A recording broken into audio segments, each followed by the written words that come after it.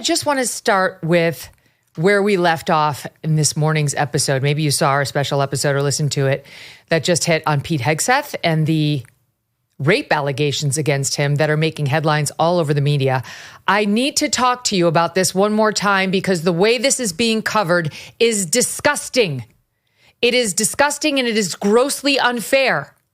My team and I have been watching the media devour this news of a police report without actually telling you what's in the police report, just grabbing the most salacious headline and proceeding as though it's true. I'm going to start with CBS. Watch this. According to the report, a woman referred to as Jane Doe met Hegseth during a conference at the Hyatt Regency Hotel. Both were drinking with a group at the hotel bar when Doe said things got fuzzy. A nurse who treated her later said Doe believed something may have been slipped into her drink.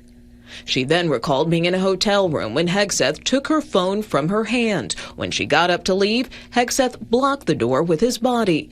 Her next memory was when she was on a bed or a couch and Hegseth was over her. His dog tags were hovering over her face. I don't know the young lady. Oklahoma Senator Mark Wayne Mullen said Hegseth addressed the allegation in their meeting. I don't think there's any way in the world you're going to say that this is a sexual assault.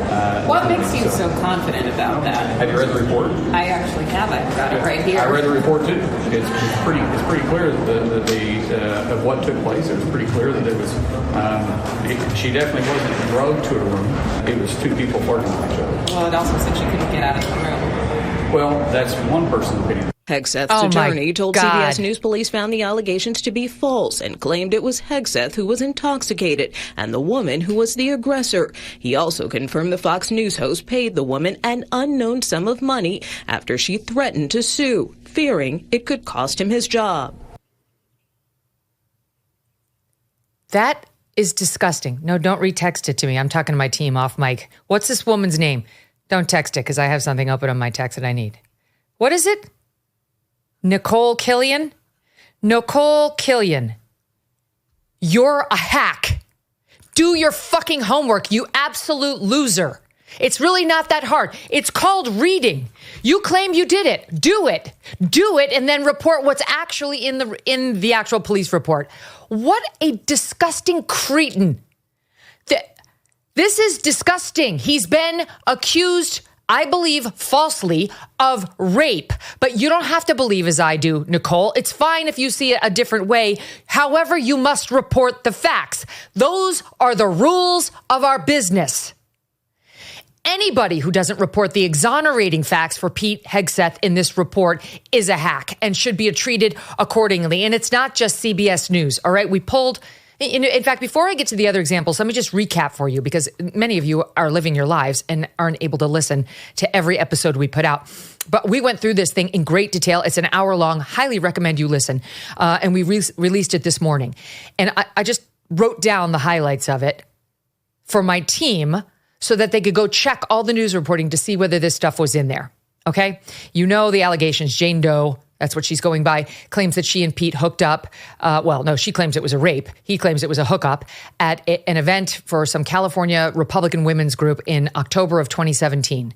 She claims that she may have been slipped a drug, that the details are fuzzy, but that days later she started to recall that she was in a sexual interlude with him and that it was non-consensual. And while the details were blurry, she remembered saying no a lot. Well, okay, that's fine. That's what's all over the news, all over. And then he blocked the door. She tried to get out, but he blocked the door, which you heard that reporter, Nicole, throw back at that lawmaker like it was the alpha and omega of the story. Nicole, pay attention, sweetheart. I'm here for you. In fact, if you look at this police report, here are some of the details not reported by the hacks at CBS. Just a couple.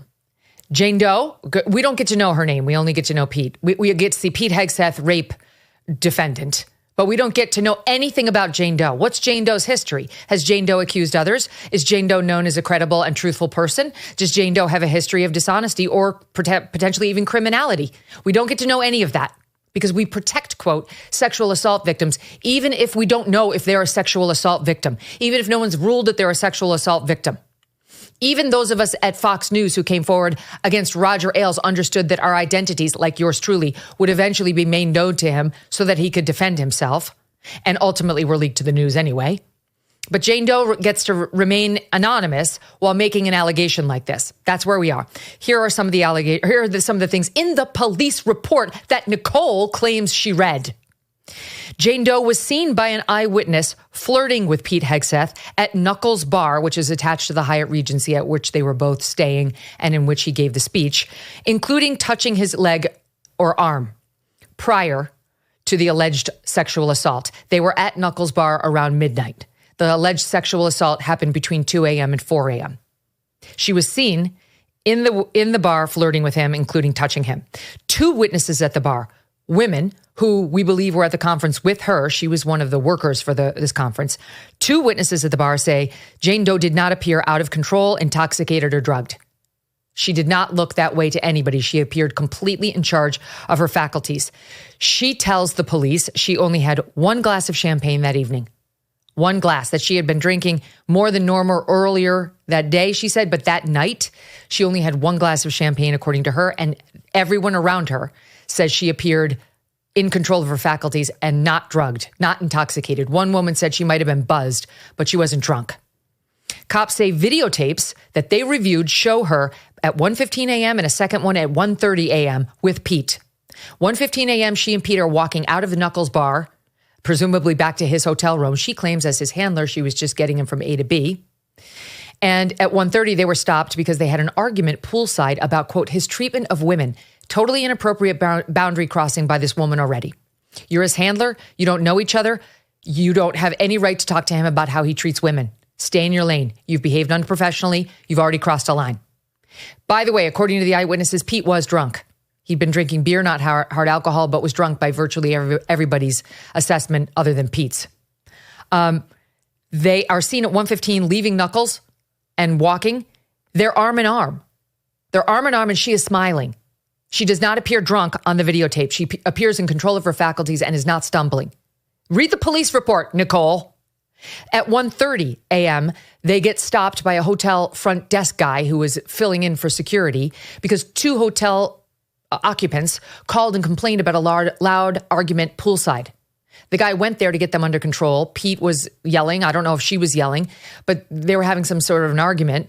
And she defended him by saying, oh, sorry, we're Republicans, and I'll get him to his room. She put her hand behind his back and shepherded him away from the pool. The front desk guy said she did not appear drunk. She was not stumbling and did not appear intoxicated. He, however, did, Pete. Okay, so now we've got 1, 2, 3 eyewitnesses who were there who say she wasn't drunk. Her whole story is that someone appears to have slipped her a Mickey and she was too drugged to remember exactly what happened during this allegedly traumatic rape. When was she drugged? We are now within 30 minutes of the alleged rape.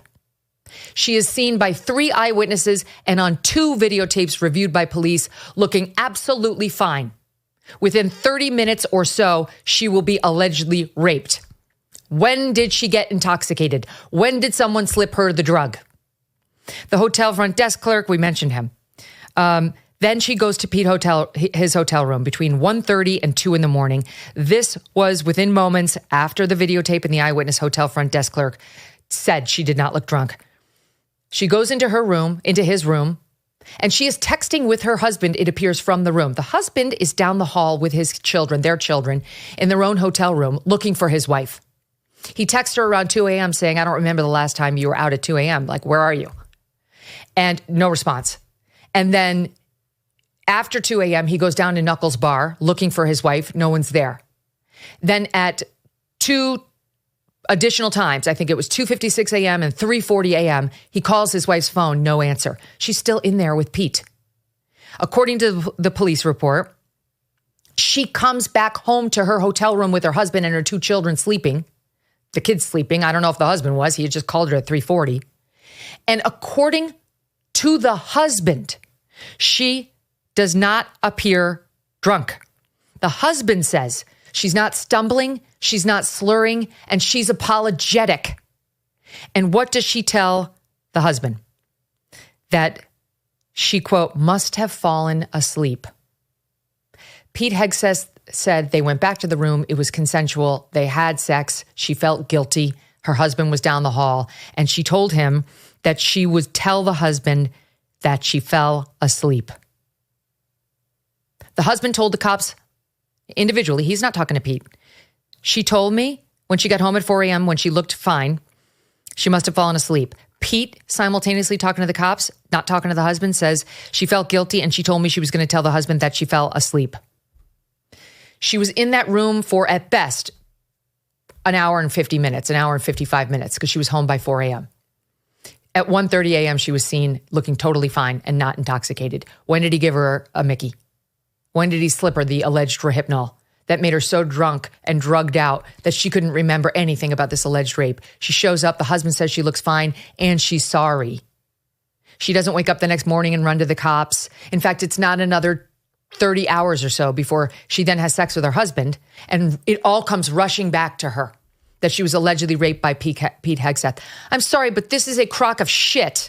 CBS News, the vaunted. This is bullshit. That's my opinion. I don't believe one word of this. I did the podcast yesterday, which we released this morning, and the more I looked at it and the more I slept on it, the angrier I got. And then I saw news coverage like this, CNN's lead. A California woman told police that Trump cabinet pick Pete Hegseth physically blocked her from leaving a hotel room, took her phone, and then sexually assaulted her, even though she, quote, remembered saying no a lot.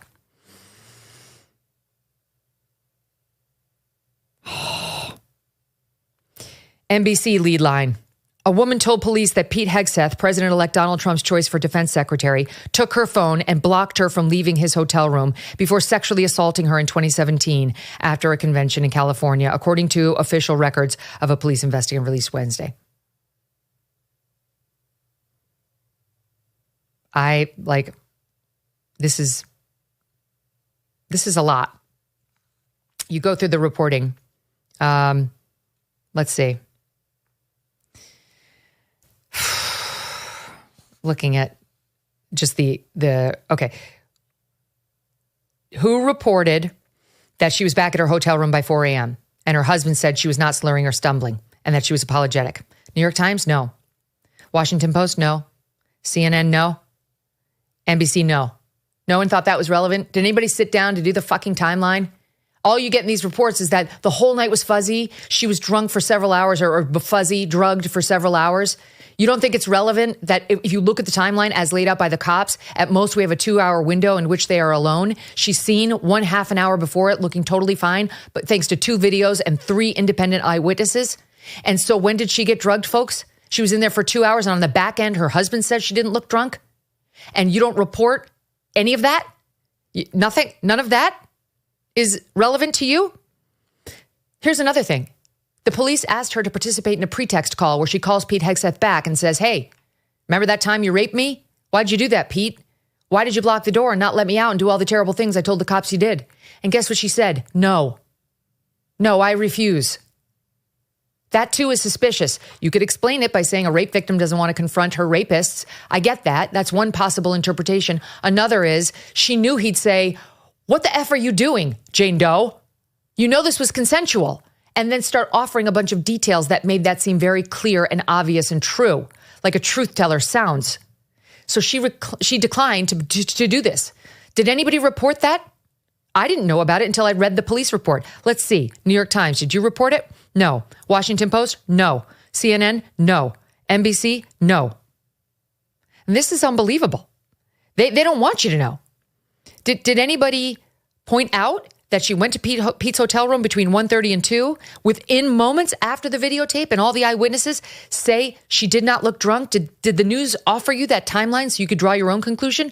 New York Times, no. Washington Post, no. CNN, no. NBC mentioned that at 1:30 and that she went back to her hotel room at 4, but didn't contextualize how improbable the date rape drug accusation was given the timeline.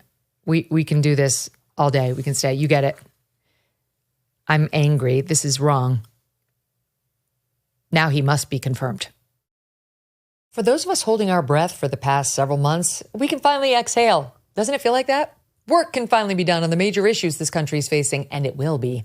One of the most significant, our national debt. The fact is our nation is broke, and that debt is a house of cards that can't be quickly dismantled. So the strategy remains the same. You might want to diversify your savings. This is why I want to tell you about Birch Gold. So many things are out of our control and out of our president's control, so it can be really important to have a safe haven for your savings.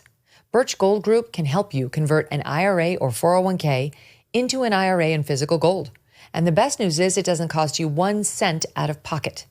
Text MK to 989898 now to get your free info kit. Plus, right now through Black Friday, you're going to receive a free 1-ounce silver eagle for every $5,000 purchased.